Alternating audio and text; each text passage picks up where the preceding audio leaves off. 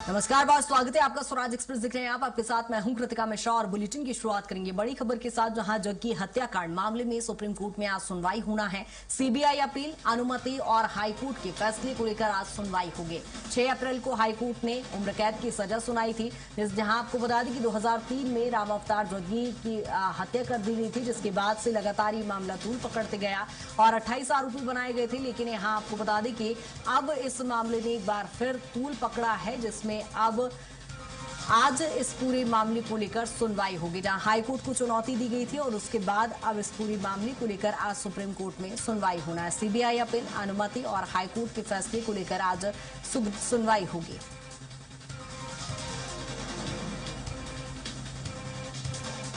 आपको बता दें कि जग्गी हत्याकांड मामले में आज सुनवाई होना है। सुप्रीम कोर्ट में आज सुनवाई होगी। इससे पहले हाईकोर्ट में सुनवाई हुई थी और अब हाईकोर्ट के फैसले को चुनौती दी गई थी, जिसके बाद अब ये मामला सुप्रीम कोर्ट में पहुंचा है और अब इस पर सुप्रीम कोर्ट में आज सुनवाई होनी है।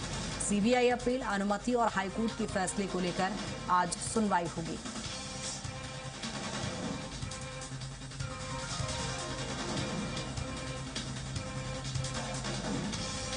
जहां जग्गी हत्याकांड मामले में हाई प्रोफाइल चूंकि ये मामला है और इस हत्याकांड मामले को लेकर लगातार सियासत गरमाई हुई है और ऐसे में अब जग्गी हत्याकांड मामले में सुप्रीम कोर्ट में सुनवाई होना है। जहां आपको बता दें कि पहले इस मामले को लेकर हाईकोर्ट में सुनवाई हुई, हाईकोर्ट से सजा सुनाई गई थी, जिसके बाद अब सुप्रीम कोर्ट में जहां इस मामले को लेकर सुनवाई होना है, क्योंकि हाईकोर्ट से ये मामला सुप्रीम कोर्ट शिफ्ट किया गया। हाईकोर्ट के फैसले को चुनौती दी गई थी और अब इस मामले को लेकर सुप्रीम कोर्ट में सुनवाई होनी है, जिसमें सीबीआई अपील, अनुमति और हाईकोर्ट के फैसले को लेकर सुनवाई होगी।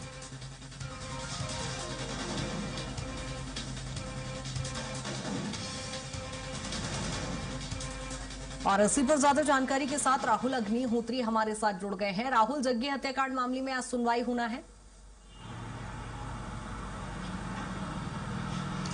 जी कृतिका, देखें तो पूरे मामले को लेकर के लगातार जो सियासत है वो भी गरमाई हुई है और जिस तरीके से जग्गी हत्याकांड को लेकर के उनके बेटे मीडिया के सामने लगातार सामने आ रहे हैं, तो उनका साफ तौर पर कहना है कि हाईकोर्ट के द्वारा जो फैसला सुनाया गया है वो न्याय संगत है और उसी के आधार पर ही जो सुप्रीम कोर्ट है उसे भी फैसला लेना चाहिए। लेकिन जिस तरीके से अमित जोगी की लगातार प्रयास यहाँ पर रहा है, क्योंकि सीबीआई ने जिस तरीके से अपील यहाँ पर सुप्रीम कोर्ट में की थी, जिसके माध्यम से हाईकोर्ट में सुनवाई का आदेश जो है वो जारी किया गया था, तो उसे यहाँ पर अमित जोगी के द्वारा जो सुप्रीम कोर्ट है वहां पर चैलेंज किया गया था और उसके साथ में हाईकोर्ट का जो फैसला सुनाया गया है उसके लिए भी जो अपील है वो यहाँ पर जो अमित जोगी है और उनकी पूरी टीम है उन्होंने सुप्रीम कोर्ट में किया था। और उसी के तहत देखा गया कि जब इससे पहले जब सुनवाई हुई थी तो वहां पर जो सुप्रीम कोर्ट है उनके द्वारा दोनों ही मामलों को संयुक्त तौर पर सुनवाई करने का जो आदेश है वो दिया गया था। और उसी के समय देखा जाए तो आज उस पूरे मामले को लेकर के सुनवाई है, जिसमें अमित जोगी के ऊपर अभी भी जो गिरफ्तारी की उम्र कैद की सजा की तलवार है वो लटकती हुई नजर आ रही है। और इसे पूरा रूप से अंकुश जो है वो सुप्रीम कोर्ट के फैसले के बाद लग पाएगा कि क्या कुछ फैसला जो है वो सुप्रीम कोर्ट के जज